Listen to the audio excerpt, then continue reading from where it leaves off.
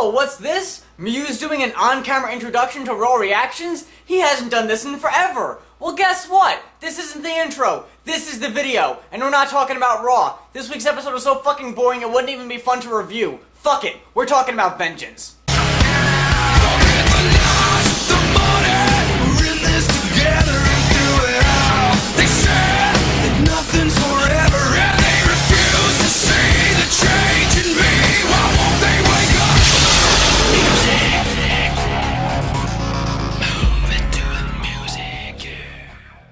First of all, the poster for Vengeance. I gotta point this out. It's a picture of Mark Henry. When's the last time Mark Henry has ever been the only face you see on a WWE pay-per-view poster? Not even acknowledging the fact that it looks exactly like last month's poster for Hell in a Cell. Him making the exact same expression John Cena made, and it's just their face. Really fucking obnoxious. But this is putting Mark Henry at the forefront. That's crazy. And who is he fighting? Vengeance? None other than the returning Big Show. That's very quaint. I like that. Actually. Lately he's faced Christian, Sheamus, Randy Orton. He's pretty much tapped as far as opponents from SmackDown. Like, who else is even left? Like, I mean, top tier fucking championship, not material, because I think a lot of them are material. I mean, ones that you can really see them putting the strap on. Strap on. It's really about it. But, that's exactly my point here. That's what I have wrong with this. Yes, Mark Henry taking on Big Show, who this feud between him and Big Show dates all the way back to, I think, June. On SmackDown, on Raw, on pay-per-views, Mark Henry dominating the Big Show. So now, finally, Big Show can get his revenge on Mark Henry. My problem is, why the fuck is it for the belt? How does getting the shit kicked out of you time after time, getting thrown through an announcer's desk, getting thrown through a steel cage, and getting your leg broke make you the #1 contender? That's put you at the fucking bottom. You fucking jobbed to this guy for half a year. Now all of a sudden, you get a shot at the belt. And because there's so much build-up, how couldn't they have Big Show win this one? It would make him look pathetic if he just came back on his fucking warpath and then lost again. Now the other title, John Cena facing Alberto Del Rio for the final time. Again, I have no idea how John Cena is the #1 contender right now, but let's just go with it. Just so we can not have our heads explode. And he's decided to face Alberto Del Rio in a last man standing match. Okay. Alright. The last man standing match is like John Cena's B choice. It's his second choice of go-to matches he loves to do. #1 is a submission match because he has one submission finisher that always seems to work, and a last man standing match because for some reason the attitude adjustment is that effective. I don't quite understand why, unless he plans on pulling out the duct tape from that heralded amazing match he had with Batista. Now, let's compare John Cena's feuds with Batista and his feud with Alberto Del Rio. With Batista came out and cashed in, I believe, his Money in the Bank to defeat John Cena for the title, and was kind of Vince McMahon's crony. I don't know why, I don't know where that came from, but he was doing McMahon's bidding for a while, including beating up Bret Hart, holding Bret so Vince could spit in his face. Batista was like the top heel there for a while, right leading up until the time when he quit. So you can see why Cena would have such animosity towards Batista. They would have these on-air arguments, blasting each other. Batista being an amazing heel by that point, by the way. I thought he was doing a tremendous job. But now with Del Rio beats CM Punk, cashes in the Money in the Bank to become champion. We then have this three-way dance in the Hell in a Cell. The Hell in the Cell gets locked, John Cena is locked outside, Del Rio retains his championship. Okay. Why is Cena so furious? Like I've said in past Raw reactions, John Cena says that championships come and go when he's wearing the belt. But when he doesn't have it, he's really fucking pissed and can't wait to get it back. Okay, then we got Randy Orton versus Cody Rhodes. I would love to think that this is Cody Rhodes working his way up to a main eventer, but unfortunately, I think it's Randy Orton falling down the ladder to mid-card status. I don't really know how to look at this. Now if this was a year or 2 years ago, it'd make a lot of sense because they were both in Legacy. Randy Orton was kind of Cody Rhodes' mentor, but now this match is pretty much based around the fact that they've had one match, Cody Rhodes has interfered in maybe two, and that Randy Orton busted Cody Rhodes' head open hard way with a ring bell. That's fine. Honestly, I think that's enough build-up for a match. You don't need anything crazy. It'll probably be a pretty good match. That, so far, is the only one I am looking forward to. Beth Phoenix defending her Divas title against Eve Torres. Why? I'm just throwing that out there. Why is Eve the #1 contender? I used to make fun of the fact that it was always determined by either a battle royal or a tournament to determine who was going to be the #1 contender, but at least there, the #1 contendership, you had something to show for it. Eve Torres is basically best friends with the last champion, so that means she's entitled to a title shot? I don't get it. I don't get that at all. She's beat Beth Phoenix just as much as Beth Phoenix beat Eve Torres. So is that why? I mean, it wasn't even in singles competition. It was in tag matches, but whatever the fuck. Air Boom versus Jack Swagger and Dolph Ziggler, or J-Swag and D-Zig, or as I like to call them, just Zig and Swag. I really hope that catches on, by the way. It's very mid-90s, but I kind of like it.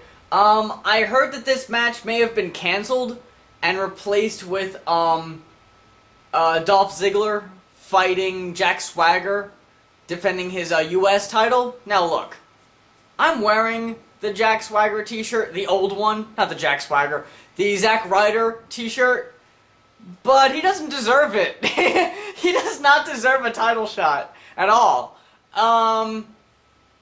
He is the internet champion, which is fine, but let me be the first to say that I have really turned the page on Zack Ryder, and I'm no longer a member of the Zack Pack. This, coming from former Broski of the Week. You're looking at week number 17, Broski of the Week right here. But I've just gotten so tired of it. I don't give a shit. It's been like 5 or 6 weeks since I've even seen Z True Long Island Story.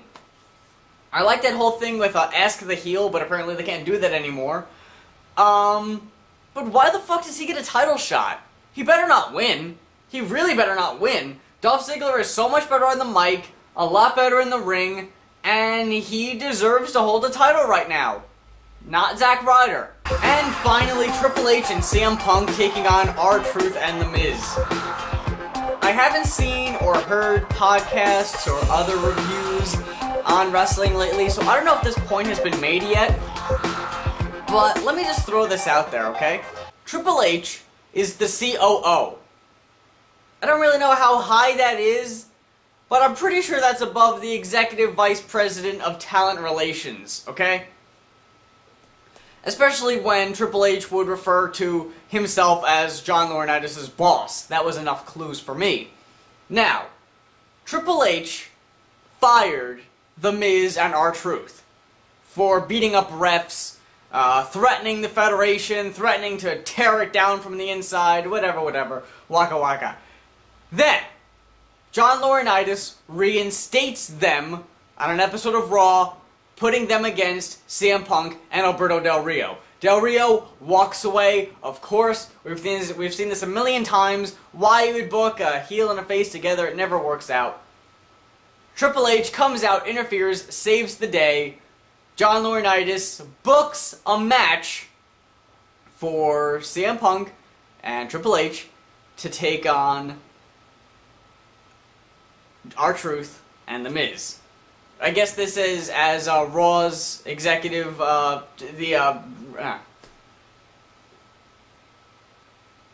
Laurinaitis then books a match between Triple H and CM Punk against R-Truth and The Miz. I guess as general manager of Raw, he can book matches. That's fine.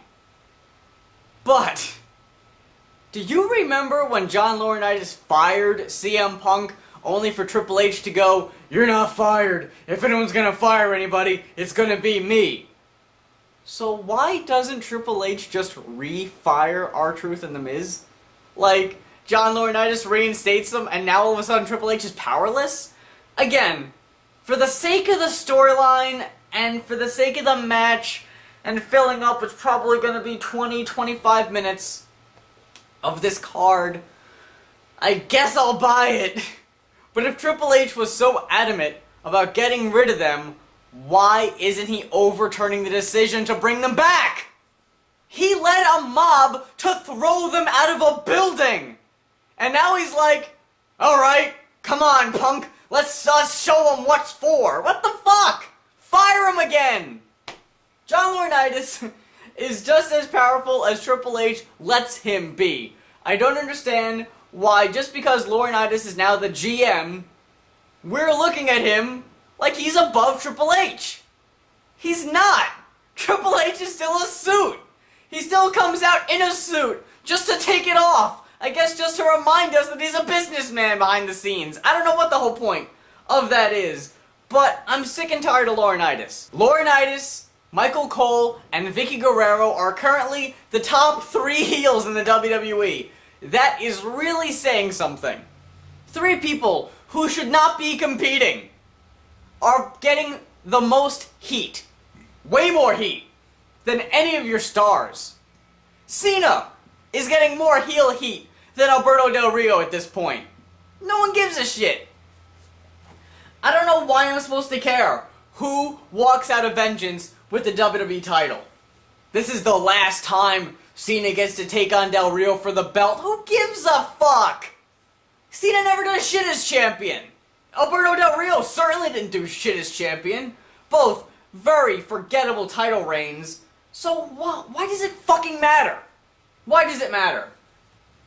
I don't buy WWE pay-per-views anyway. I usually try to stream them. I'll come on here, I'll admit that.